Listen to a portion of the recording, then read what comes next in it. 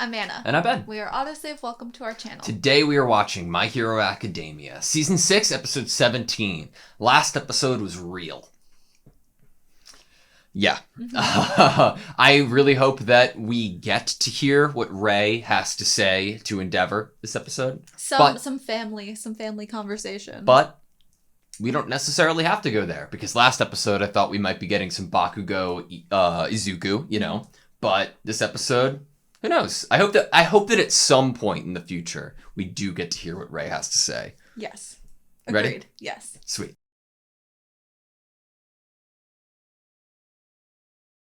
Okay, that was My Hero Academia, Season 6, Episode 17. That might have been one of my favorite episodes of My Hero Academia ever. Ever. Like hands down. What made it that way for you? Everything. Everything? In Season 2, when we got Todoroki Shoto Origins, right? Mm-hmm. And we got the emotional climax of that moment, and Todoroki breaking through that wall, and after seeing everything that made him who he was there, made him the embodiment of everything that his dad's, resolve turned him into. That was one of my favorite, if not my favorite episode of My Hero Academia. And I would never in a million years have thought that they were going to successfully be able to add on to that and make it feel not only fulfilling, but incredible. Like it managed to pull one of the peaks of this entire series for me back into it, and then add on to it in a way that made it better than I could have ever imagined. And they incorporated the same exact scenes, and it was from, so like, different good. Perspectives and or our understanding of it. It's like we were given even more context and understanding and emotional understanding. I'm so happy that like we've gotten this kind of origins of this family slowly but surely over the course of 6 seasons, where it just keeps getting expanded on. It's almost like the pictures just opened up a little bit more each time. Like in, I think it was season 5, when Endeavor starts to kind of try to make it up to his family. Natsu makes soba for Shoto for the first time, that sort of thing. And we start to get an actual look into the family dynamic other than Endeavor versus Shoto, which is what we were given for like the first couple seasons. Is that's all we knew really of the family dynamic, is kind of the mom dynamic with Shoto, that triangle. We got the triangle. And then once that was expanded upon, we kind of learned like Natsu was close to Toya. Yeah. Natsu was going to be the one that was more unforgiving of Endeavor. Fuyumi was kind of just there trying to hold everything together. And now it's been expanded on even more, where we now understand the dynamics that they were raised in. Like, we weren't really... I think we could have guessed how Natsu and Fuyumi were raised, but I think now we have an even better understanding of why they are the way that they are and what their dynamic was like with Endeavor. He was basically an absent father to them. It is, in my opinion, by far the best written piece of the show is the Todoroki family, and there was so much, because of how well it was written before the season, that I could deduce just by trying to fill in the blanks that were there in regards to the Todoroki family. But what they did this episode was fill in every blank better than anything I could ever think of. Like, it was to see it, and to like something as simple as, why are you keeping like Shoto away from the rest of the kids? Like, I assumed because that's like Endeavor's passion project, right? But I didn't assume what made the most sense and hit the hardest, and that was that there are real living people in that household, ones that have been bred for quirk marriages, and of course their eldest son is going to feel like a failure and betrayed and a lack of acknowledgement when he was just dropped seemingly, and that built up aggression and jealousy and hatred for the product that was better than you, or was replaced. You were replaced by, and of course he would lash out in So that it was way. for Shoto's safety even. It was there was more reason to it other than Endeavor finally got what he wanted. And so he's like, Shoto, you don't have time. I thought it was more like, Shoto, you don't have time to be with your siblings because we're drilling this training into you. But there was also this element of like, it was like this was his Endeavor's prized possession and he didn't want it to get scratched. Mm-hmm. And I think that adds even more of like, oh my gosh, to Rei burning Shoto. Oh my god, You know? it does. It adds a ton to it. Like that makes like everything feel even more like horribly perfect. I understood why she did it in season 2 when we were told, but the bridging, the connections Like to now get it has there, more meaning to it. Even. yeah. I think the thing that really added it to me was the conversation between Rei and Toya before he left the house, because I had so many fucking like personal connections with feelings in this episode too, from like thoughts of being like abandoned by your family to thoughts of like being like an angsty teenager who can understand a situation well enough to say real enough things to really hurt one of your parents. Yeah. And like I felt that in the conversation with Rei, and it was so like these two people who got into a marriage and had kids not because they were actually ready for a family, but because they wanted a very specific thing, led to them coming to a position of them being ill prepared and not knowing what to do when this situation arose. It's so perfect, and the like pacing was great. I love this episode. I love this episode so much. This episode, I think that they did a really good job at embodying the sentiment that Rei tries to say with the fact that Endeavor's not holding this burden alone, and that the family is, because both her parenting of Toya and Endeavor's parenting of Toya led to the parenting of both parents to Shoto and the actions that happened to Shoto. Like, obviously, they realized that they had mistakes in how they raised Toya once they realized his body couldn't handle it, they couldn't undo all of the things that they drilled into his head from childhood about the position and responsibility and the expectations. They couldn't undo that. And so then once they had Fuyumi and Natsu, it was easier for them to understand, like, oh, their bodies, they wouldn't be able to do this. So they didn't drill the same things into those children, and that's why they ended up differently. But then once Shoto was born, it's like he could have done it. I feel like Endeavor probably started trying to do it better with him, but then once everything hit the fan, and that almost injury to Shoto, and then Toya, going off and like burning down the forest, like once all of that happened, Endeavor, there was that image of him like looming over Shoto and saying like he put everything into him after that moment. Dude. It's like that was Toya made both of his parents treat Shoto the certain way that turned Shoto into who he is now. I know I sound redundant, but by saying it makes so much sense, but typically in fiction or TV shows or anime, you are able to give a pass for bridges that you have to build in your mind from plot point to plot point. But thinking about how probably happy and how much positive attention and love Toya got before that doctor's appointment, and how everything that he has ever known, everything that he has basically been trained to do in a way, and then when he does that, he gets positive rewards and attention. All of that being flipped on its head, and there is now no way for you to get any positive attention or love by your parents. You're not being looked at anymore. And you're just a kid. Like, what are you gonna do? It makes so much sense why Dabi is Dabi, that it's like everybody, Natsuo even, like him be like regretting and being like, I wish I could have talked some sense into him, because he had countless times talked to Natsuo about this kind of rambling, and the spiraling. I can see how Dabi could understand child Shigaraki.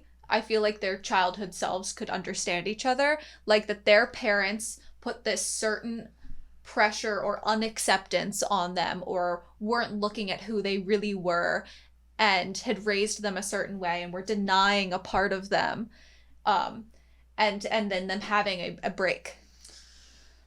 A break where they ended up doing mass casualty, like Toya completely burning himself and burning the forest around him to the point that he couldn't even stop the flames, and then God, that's so Shigaraki sad. just decaying his family. Like, they were pushed to the point that they couldn't even control their quirks emotionally. Like, they hit this moment where their emotions got so... It reminds me of like when Deku got that first, like, the new quirk, Black Whip, Mm-hmm. and he couldn't control it because it was so new to him.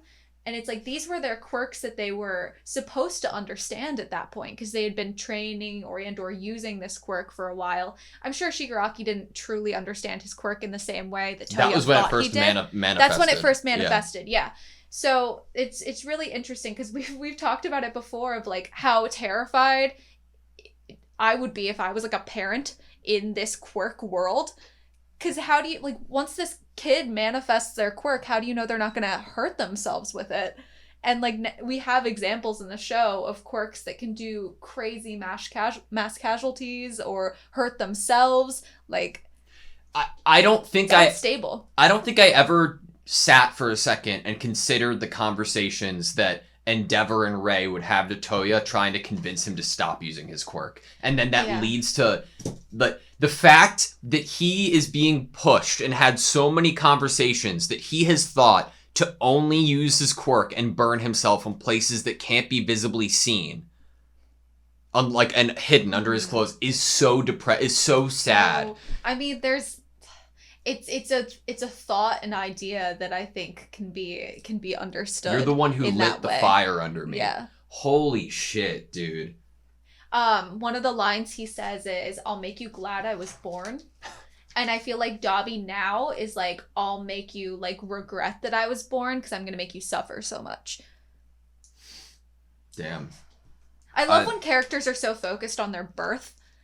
It's all they have in the moment. It's I do like that kind of idea and trope, is like the type of character that's like, I was born into this world, and like that's why so that's why this is gonna happen. Do you what's there for Dobby? Like, at this point, like you just need to be stopped. Like, you're too far gone in a sense, like that. There's no redemption, like that. What would be satisfying to Dobby at the moment? He spent his whole childhood wanting to be looked at by his father, and he just was. He finally got that. He was looked at by his father, with his father realizing that it was him.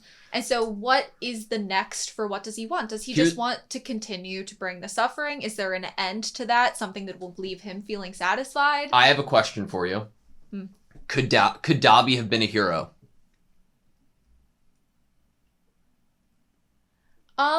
I think Dobby would be a similar type of hero. If you think about how Deku hurts his body so much in order to fight, Dobby's the same way. He hurts his body in order to enact a lot of damage and like use his quirk. And so it's kind of similar. The destruction. I mean, heroes are always willing to put their bodies on the line. We just watch tons of heroes put their bodies on the line. We also know that a lot of quirks have like hurt you in some way, especially if you overuse it. That there is some like side effect to it. It's just like, if given the amount of attention and love and patience that it would require, could you get Dobby or Toya to understand what the situation he's in is? Say, okay, try to move the goalpost rather than get rid of it. Mm-hmm. You know what I mean? Like, his goalpost was to surpass All Might, which is crazy. He could have been a hero. Even without using his quirk, you could be a hero. Mm-hmm. But, like, it's just, like, I think it was kind of all or nothing. Hmm? I think it was kind of all or nothing. But, like, what can you give to him now? Like if in a fight with him, if you acknowledge him and be like, you're right, you could have... I didn't acknowledge the strength that you had mentally or physically and just threw you aside. Like, even with all of that acknowledgement or trying to, talk to him, I think that there's just a point that Dabi's crossed that, I don't know. I don't want him to hurt Natsuo. Like, I don't want him to hurt his family. Like, Rei. When we say that, like, we will help you stand, we'll help you in this, does that, like, what does that mean? I would hope that Rei, Natsuo, and, what's the sisters? Fuyumi, wouldn't be on the battlefield, Right. I think it's more just that support of them being there.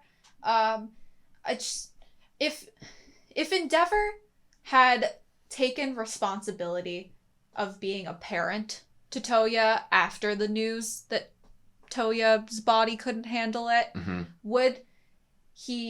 if he had been looking at him that entire time and been a parent, I think he could have broken down that what he had built for Toya. He could have at least, he couldn't erase what he had put on Toya of these expectations and stuff, but he could have shown Toya love and understanding and given him attention, that he's not alone, he's not isolated, your father's looking at you. And Toya probably could have ended up differently. He might have been similar to Deku, where he's like, this is my desire, this is what I want to do, and you can't stop me. I'm going to be a hero, even if it hurts my body. Yeah. And then his parents probably inevitably would have been like, okay, it's your life, you make that decision, but I'm going to be upset every time you get hurt. Yep. It's that he put all the responsibility for Toya's parenting and his mental state onto an already breaking woman, and was just like, no, like, this is all your these other 3 kids, all your responsibility, like, everything that comes with it, how they feel, what happens to them, it's all your fault and your responsibility.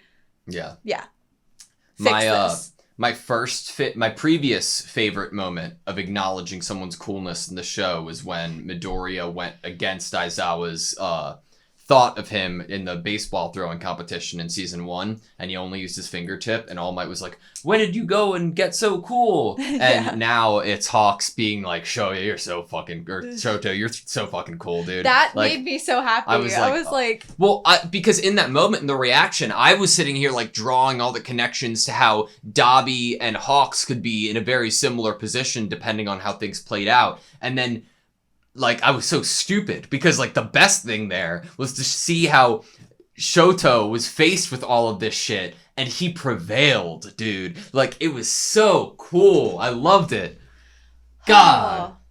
2 more things I have. Okay. Heroes from other countries. I'm saving that in my back pocket now because when shit hits the fan again and we have nothing left and no hope and we're like, who else is gonna come save us? That is gonna be a thing that comes to play. Okay. Even if it's not, like, definite yet, it was mentioned and we saw silhouettes. If we see silhouettes, those silhouettes one day will be filled. Yes. I have learned that from Super Smash Brothers.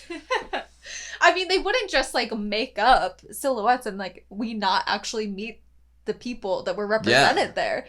To me, that's not even a possibility. It's not in the realm of possibility. You can't make it's going to be a lot harder to make a cool looking silhouette without making a character design first. Right. That's also cool. Right. I completely agree. And also, Deku talking to the Vestiges right now.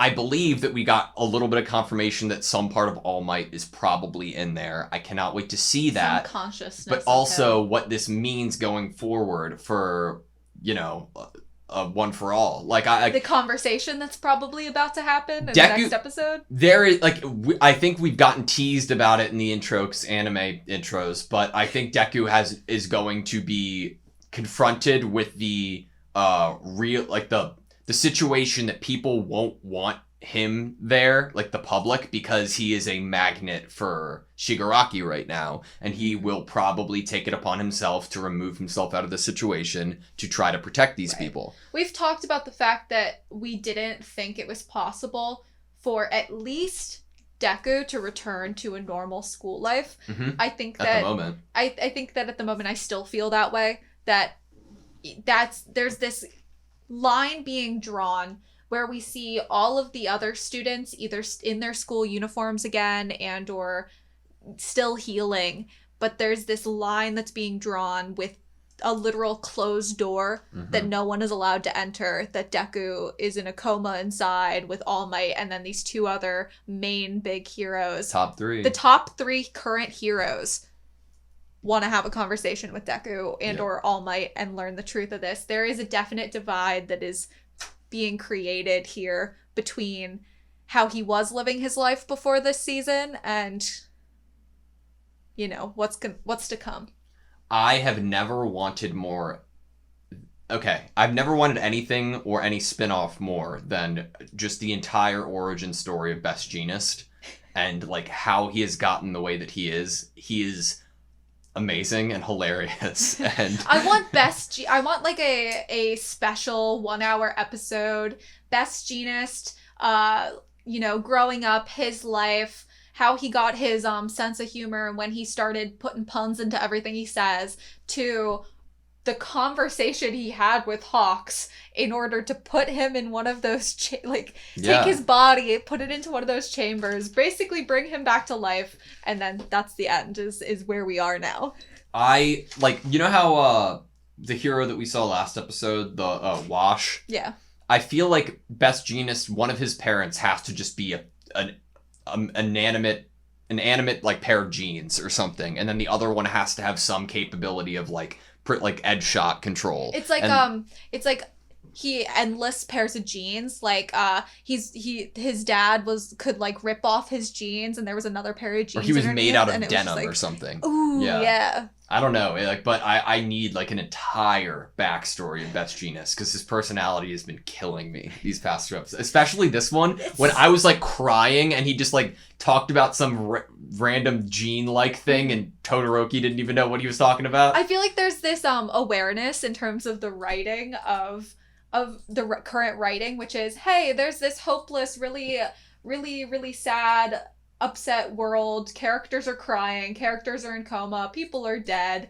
And then there's this awareness of, oh, but this is also a universe with really quirky people, literally. And they have catchphrases and hero names. What the fuck is illegal denim? Like, is it denim that has not been imported properly? Like, right. What? I don't know. Does it not meet safety standards? It's important. I need to know everything about Best Jeanist denim, like, opinions. Like, you if know? you washed it with something, would it turn everything else blue? Does he think ripped jeans is a shitty fad? Like, I need to know everything about Best Jeanist. He probably gets upset if his, like, hero costume What does he think about ripped. jorts?